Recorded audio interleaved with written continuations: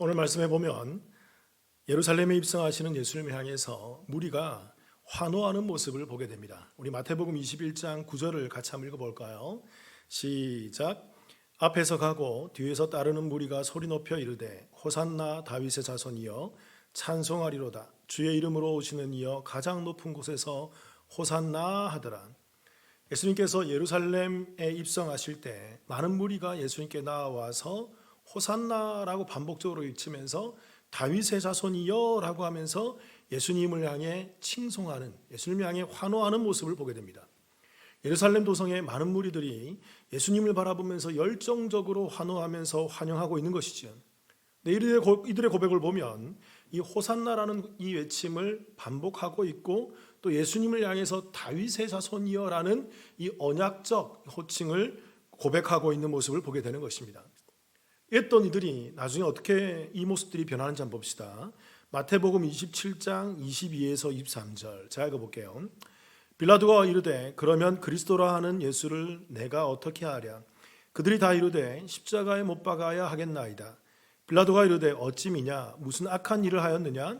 그들이 더욱 소리질러 이르되 십자가에 못 박혀야 하겠나이다 하는지라.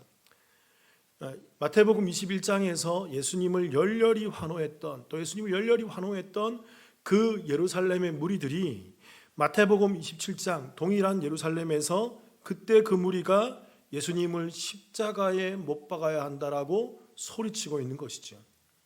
동일한 무리들이 정반대의 다른 모습을 보여주고 있다는 것입니다. 그렇다면 여러분, 우리는 이 말씀 속에서 이런 질문을 한번 해봐야 돼요.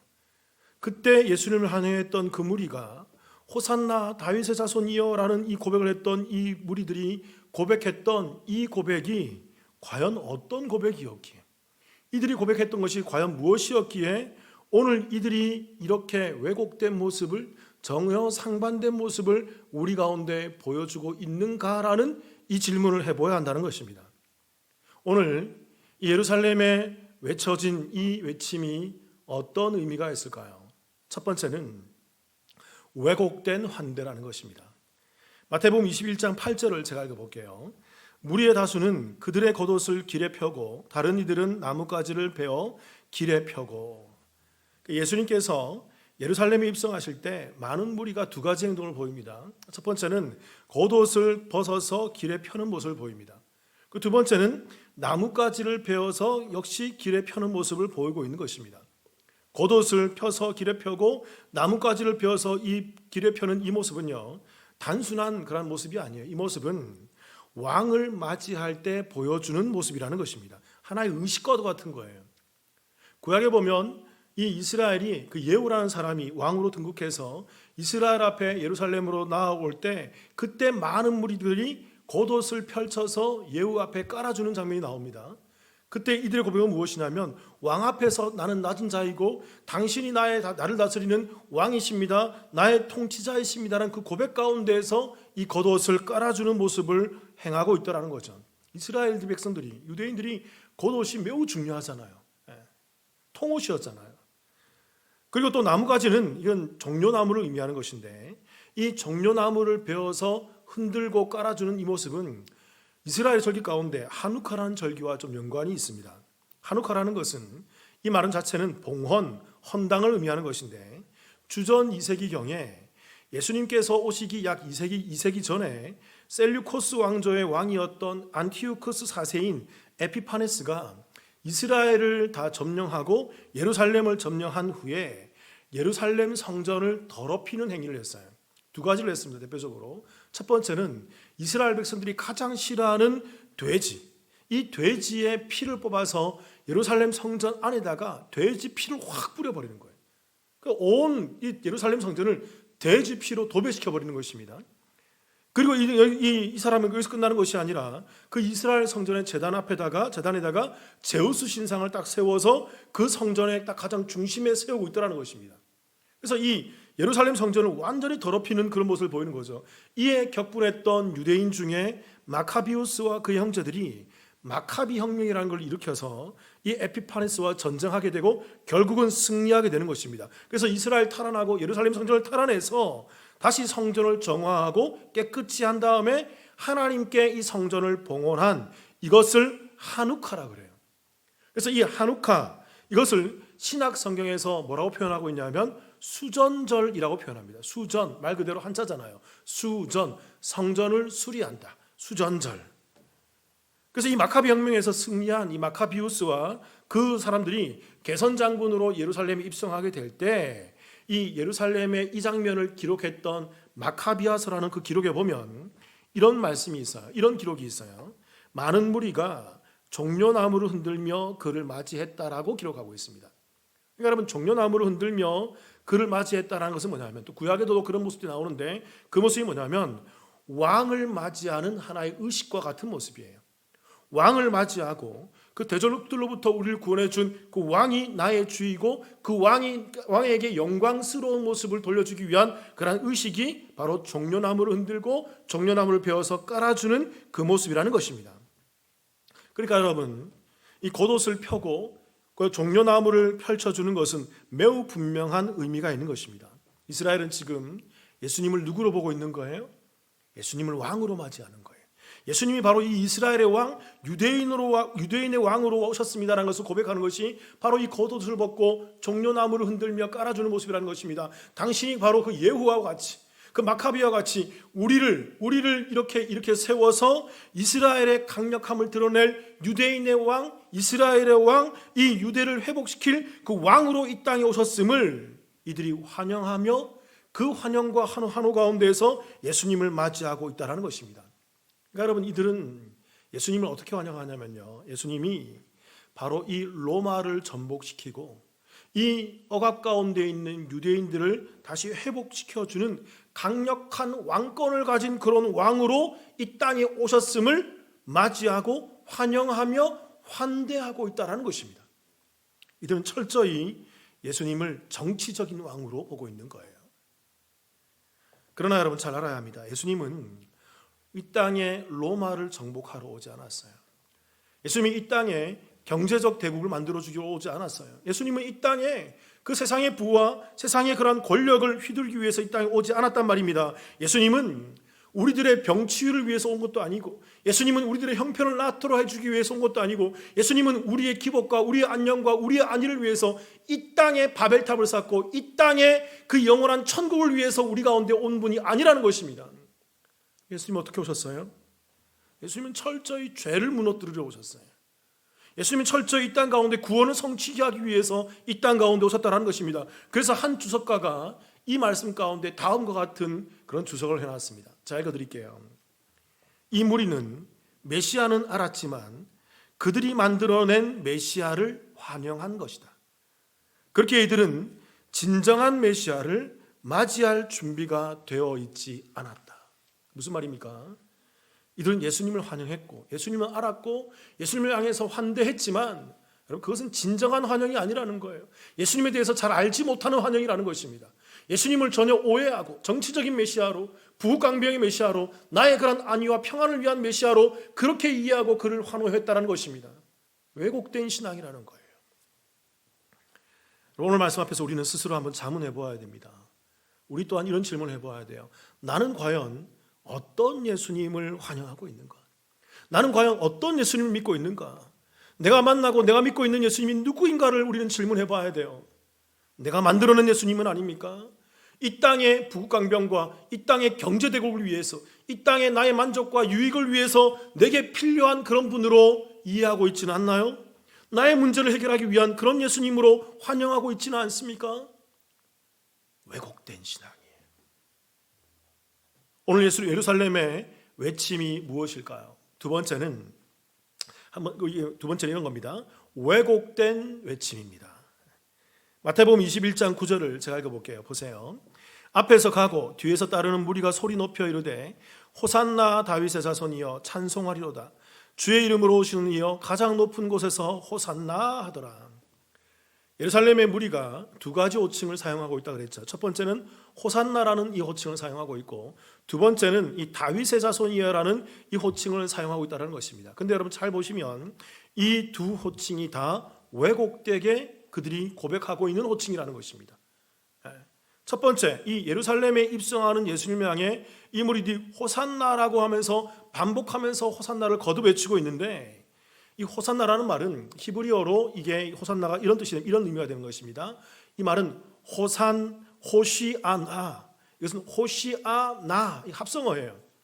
그래서 이 호시아나가 헬라어로 번역되면 호산나로 번역되는 것이죠.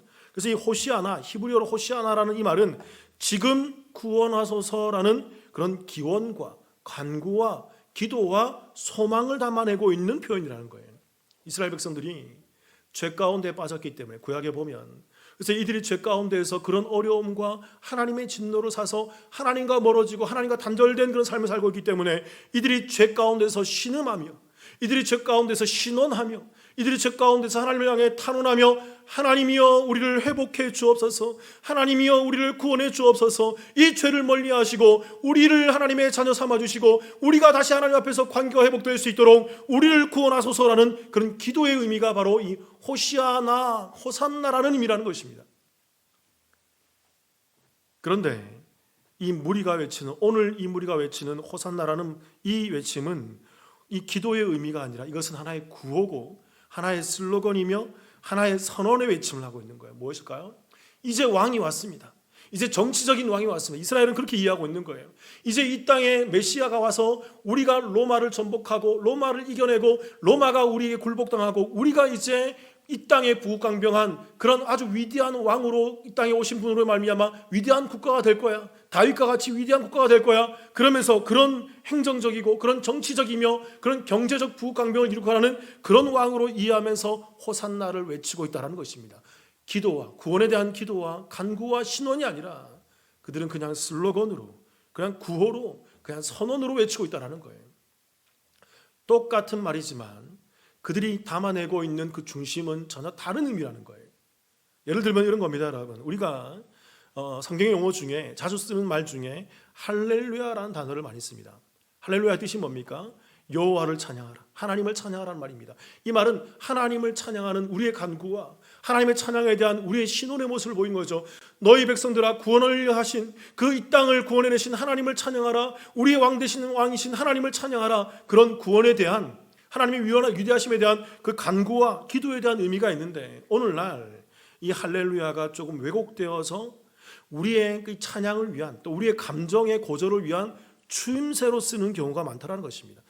구호나 슬로건이나 후렴구로 그냥 어떤 우리 감정의 그러한 기복을 위해서, 감정의 그러한 고조를 위해서 추임새 정도로 할렐루야 하고 넘어간다는 거죠. 하나님이 정말 찬양해서 하는 것이 아니라 어떤 추임새 정도로 이렇게 이해하고 있다는 것입니다. 전혀 그 본질과 그 의미와 행태가, 행실이 전혀 다른 의미로 사용하고 있는 모습을 보게 된다는 거죠. 그래서 여러분 이사야서 29장 13절을 같이 한번 읽어볼까요? 제가 읽어볼게요. 보세요. 주께서 이르시되 이 백성이 입으로는 나를 가까이하며 입술로는 나를 공경하나 그들의 마음은 내게서 멀리 떠났나니 그들이 나를 경외함은 사람의 계명으로 가르침을 받았을 뿐이라. 그들이 나를 가까이하며 입술로는 나를 공경하나 그들의 마음은 내게서 뭐했다? 멀리 떠났다라는 것입니다. 마음은 없다는 거예요.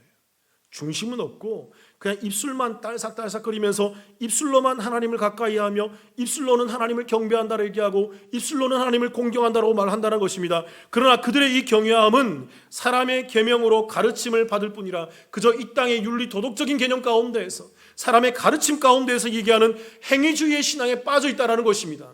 왜곡된 신앙의 모습이라는 거예요.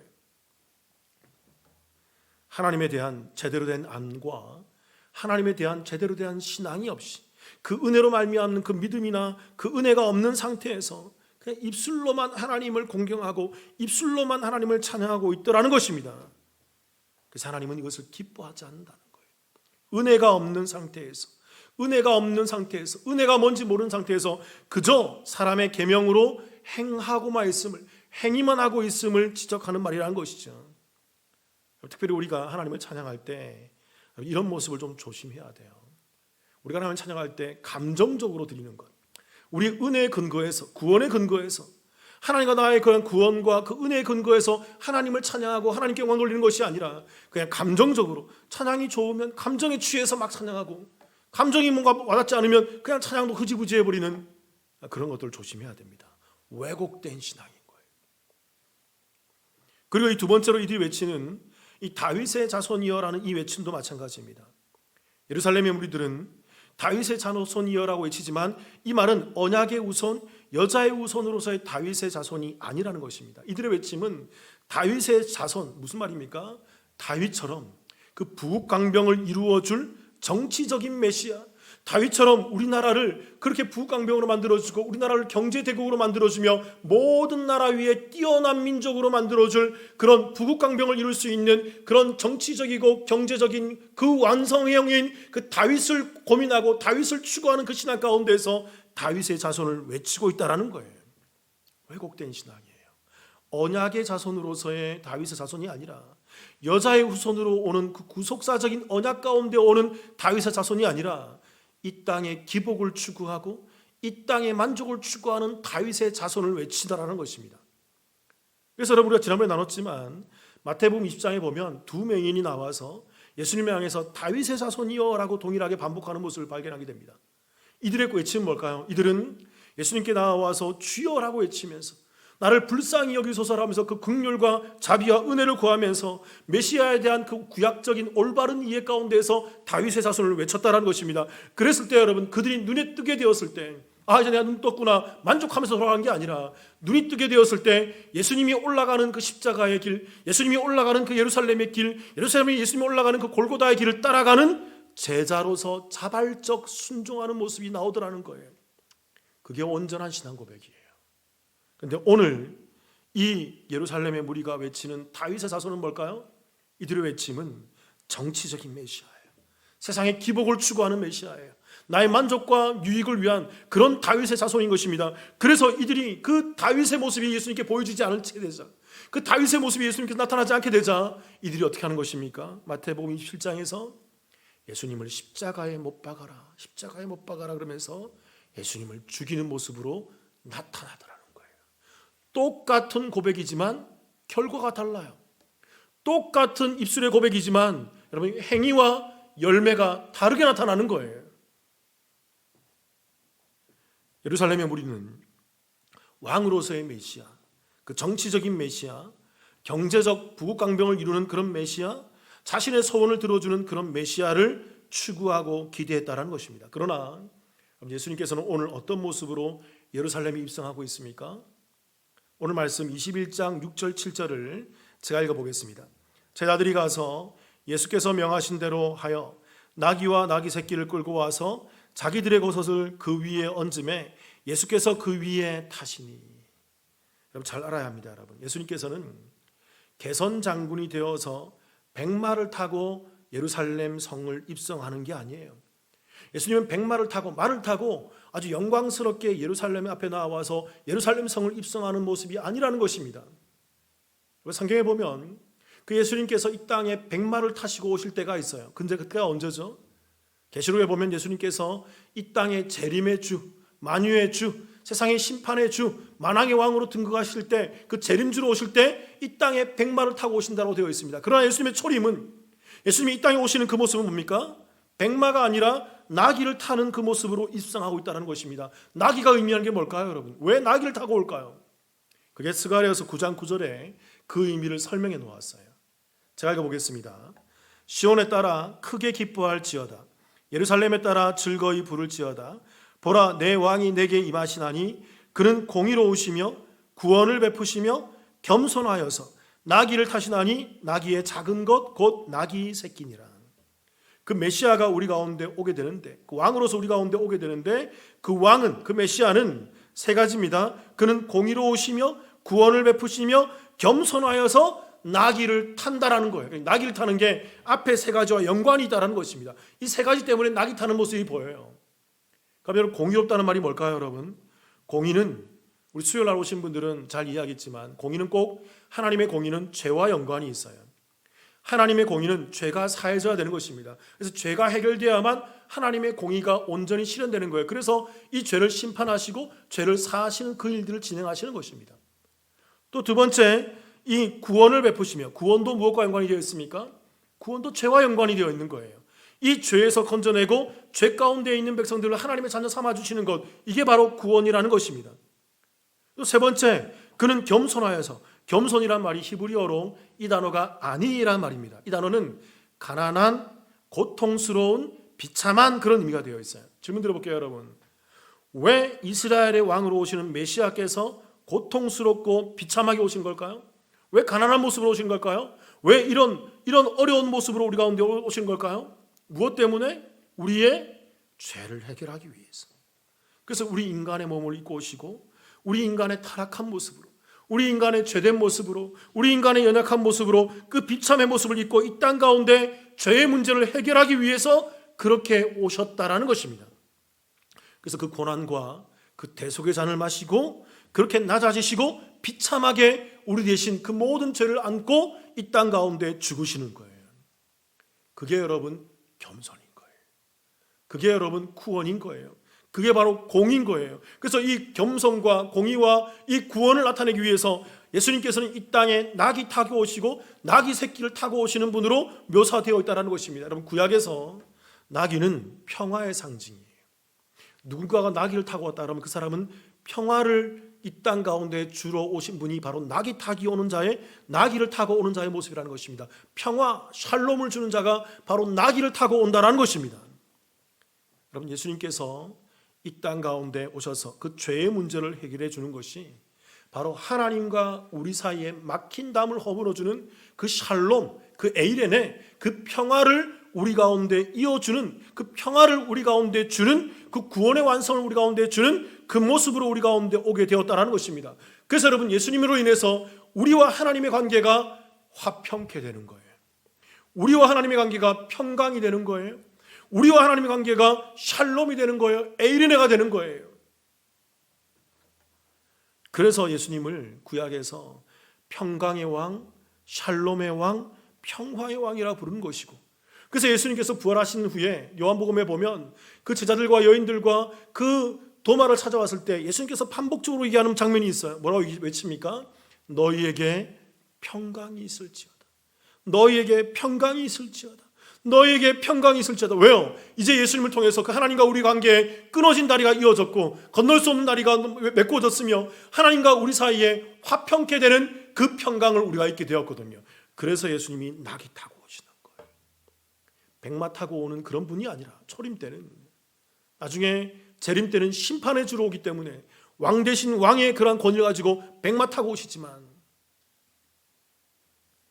그리고 여러분, 오늘 말씀에 보면 매우 의미 있는 또 하나의 모습이 우리 가운데 보여주고 있습니다. 마태복음 21장 10절이에요. 제가 읽어보겠습니다. 예수께서 예루살렘에 들어가시니 온 성이 소동하여 이르되 이는 누구냐 하거늘. 이 말씀을 보니까 예수님이 예루살렘에 들어가니까 온 성이, 온 백성들이 뭐 옷을 깔고 나무 베어서 깔고, 그리고 뭐 다윗의 자손이여 호산나 호산나 하면서 소동이 일어나는 거예요. 온 예루살렘이 떠들썩한 거죠. 그래서 여러분, 이 소동하여라는 단어가 헬라어로 이게 세이오라는 단어인데 이게 흔들리다, 진동하다라는 단어입니다. 여러분, 이 단어는 여러분 일반적으로 그냥 이게 소동이 아니라 땅이 흔들릴 때, 지진이 일어날 때 사용하는 단어가 바로 이 세이오라는 단어예요. 그러니까 여러분, 예수님께서 이 땅 가운데 입성하실 때, 예수님께서 예루살렘에 입성하실 때 많은 무리의 외침과 많은 무리의 행동이 지진이 일어날 정도로, 온 예루살렘이 흔들릴 정도의 외침과 떠들썩하게 온 도성이 흔들리는 모습으로 이렇게 그렇게 소동하고 있었음을 이 마태복음이 기록하고 있다는 것입니다. 그런데 여러분, 우리가 지금까지 배웠잖아요. 이들의 이 소동과 이들의 이 진동은 왜곡된 진동이에요. 왜곡된 소동이에요. 참 메시아를 모르고, 참 하나님을 모르고, 참 예수님을 모르는 그런 상태 가운데서 그저 세상의 기복만을 추구하고 있는 왜곡된 소동과 왜곡된 진동이란 말입니다. 여러분, 마태복음 기자는 또 하나의 장면에서 매우 의미 있게 이 단어를 쓰고 있습니다. 마태복음 27장 51절, 자 읽어볼게요. 이에 성소 휘장이 위로부터 아래까지 찢어져 둘이 되고 땅이 진동하며 바위가 터지고, 예수님께서 그 모든 숨을 다 거두시고 고개가 떨어졌을 때, 예수님께서 이 땅에서 그 모든 구원을 완성하시고 죽음을 맞이하게 되었을 때, 여러분, 하늘로부터 이 땅 가운데 쭉 하나님의 역사가 나타나면서 성소의 휘장이 위에서부터 아래까지 쭉 찢어지면서 여러분, 이 땅에 진동이 일어났다는 것입니다. 이 진동이 동일한 세이오예요. 이게 흔들리다 진동하다. 여러분, 이 땅에 지진이 일어났어요. 그 골고다 언덕에서 예수님이 돌아가실 때 무슨 말입니까, 여러분? 예수님께서 십자가상에서 모든 구원을 다 이루시고 그 숨을 거두게 될 때 땅이 진동했는데, 그때의 진동은 어떤 진동이라는 거예요? 그때 그 진동이 진짜 진동이라는 거예요. 그때의 진동이 참 진동이라는 것입니다. 그래서 마태복음 기자가 이 두 진동을 딱 의미 있게 배치하면서 동일한 단어를 사용해서 우리 가운데 얘기해 주고 있다는 거예요. 그렇게 여러분, 마태복음은 우리한테 말하고 있습니다. 십자가 없는 진동은 왜곡된 진동이라는 거예요. 십자가 없는 소동은 왜곡된 소동이에요. 십자가 없는 행사는 왜곡된 행사이고, 십자가 없는 그 요란함은 왜곡된 요란함인 것입니다. 아무리 교회 안에서, 아무리 우리 신앙 가운데서 엄청난 행사를 하고 많은 일을 한다 하더라도 십자가가 없다 그런다면 여러분, 그것은 왜곡된 행사예요. 왜곡된 소동이에요. 그러나 십자가를 통한 진동은 참된 진동이라는 것입니다. 십자가의 구원의 역사가 있고 구원의 은혜가 이루어지는 그 진동은 하나님의 외침이고 승리의 기가이며 하나님이 우리 가운데 역사하시는 참으로 의미 있는 영적인 진동이라는 것입니다. 지난 4월 19일 주일이죠. 레바논 남부의 한 기독교 마을에 있는 드벨이라는 그 지역에서 매우 어처구니 없는 일이 하나 벌어졌습니다. 그때 한 이스라엘 군인이 예수님의 십자가 상의 머리를 뒤집어꼬는 쇠망치로 예수님의 십자가의 머리를 내리쳐서 박살을 내는 장면이 SNS에 올라왔어요. 그리고 이 SNS가 퍼지면서 우리나라에는 이게 많이 퍼지지 않았지만 전 세계적으로 유럽과 미국이나 서양 쪽에 굉장히 많이 퍼졌어요. 그래서 이 사진이 퍼졌는데 사진 맨 밑에 하단에 누가복음 23장 34절의 말씀이 기록되어 있습니다. 그 말씀은 이런 거예요. 아버지, 저들을 사하여 주옵소서. 자기들이 하는 것을 알지 못함이니이다. 여러분, 이 사건을 어떻게 이해하십니까? 저는 이게 정치적으로, 경제적으로 어떻다 저렇다 저는 그런 것에 대해서 관심이 없어요. 근데 이 사건을 보면서 성경적인 관점에서 보자면 여러분, 뭐라고 설명할 수 있을까요? 여러분, 십자가 없는 호산나의 그 2000년 전의 모습이 바로 이 모습이에요. 이들은 2000년 전에도 그렇게 호산나 했지만 예수님을 죽였고, 지금도 동일하게 그 예수님의 십자가상을 파괴하는 그 모습을 자행하고 있더라는 것입니다. 그들은 지금도 한우카의 절기 속에서 이스라엘을 구원할 정치적인 메시아를 기다리며 이스라엘을 구원할 그 정치적인 메시아를 바라보며 그렇게 소원하며 메시아 대망을 바라보고 있더라는 것입니다. 그들에게 예수는 아무것도 아니라는 거예요. 그들은 구약을 알아요. 그들은 성경을 알아요. 그들은 예수를 안단 말입니다. 그런데 그들에게 나타나는 그 말씀과 그 메시아는 그들에게 아무런 영향력이 없는 그런 메시아인 거예요. 그래서 그 예수님을 2000년 전에도 죽였고 2000년 뒤인 오늘날에도 동일하게 그 어처구니 없는 모습을 보이더라는 것입니다. 그런데 여러분, 우리는 동일하게 이 말씀 앞에서, 이 사건과 이 말씀 앞에서 우리는 동일하게 우리 스스로 이런 질문을 한번 해봐야 돼요. 과연 우리는 그 병사와 다릅니까? 나는 과연 그 병사와 나의 모습이 전혀 다르나요? 자, 이런 질문 드려볼게요, 여러분. 여러분, 우리는 십자가가 불편하지 않습니까? 여러분, 우리는 십자가가 좀 너무나도 우리 안에서 좀 너무나도 거침이 되지 않나요? 매주 복음을 전하고 매주 이 말씀을 전하며 매주 십자가를 얘기하며 매주 구원을 얘기하는 이 말씀이 여러분 가운데 거침이 되거나 우리 안에 불편함을 느끼지 않나요? 그래서 매주 나와서 그 복음을 듣고 예수를 믿고 있고 예수에 대한 복음이 우리 삶 가운데 여전히 녹아나지 않고 여전히 불편한 예수, 여전히 왜곡된 예수, 여전히 삶 가운데 기복만을 추구하고 있는 우리의 모습이진 않나요? 잘 알아야 합니다, 여러분. 우리가 여전히 번영의 복음을 원하고 신비한 기독교를 지향할 때마다 여러분, 우리 손에는 보이지 않는 쇠망치가 여전히 들려 있음을 여러분 기억하시기 바랍니다. 사랑하는 성도 여러분, 저와 여러분이 이 왜곡된 십자가 없는 신앙이 아니라 정말 십자가를 통한 구원의 은혜 가운데에서 그 구원의 은혜가 너무나 감사해서 구원의 은혜가 너무나 감격해서 날마다 풍성한 열매를 맺어가는 그 성도의 참 삶을, 십자가에 있는 그 구원의 삶을 온전히 누려가시기를 주님의 이름으로 축원합니다.